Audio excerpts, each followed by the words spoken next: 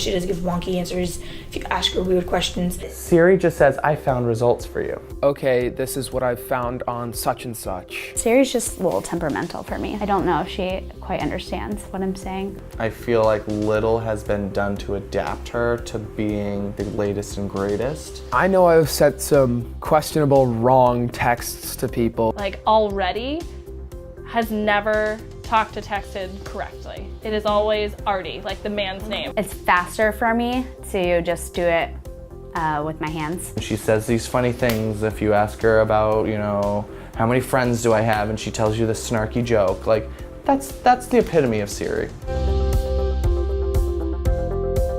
I feel like the database from Google and everything like that is a bit more high-tech than the simple voice commands from Siri. There's never typically a time that I'm gonna say, okay, G, and have to redo it. Okay, Google, which I use for more complex sentences, which surprisingly it gets almost everything I've said. What we pay for our devices and the way that we use them is you feel like the instant gratification that you get by buying them is what you get with Google, I feel like. It's just you're never let down. You rarely need to redo things with Google.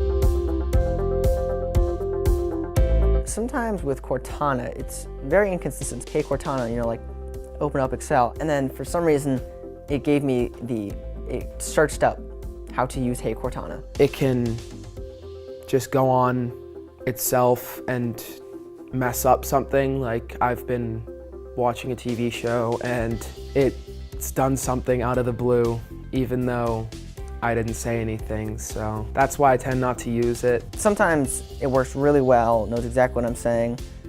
Sometimes it'll act really weirdly and it won't know a basic question. I think the biggest problem with both the systems is inconsistency.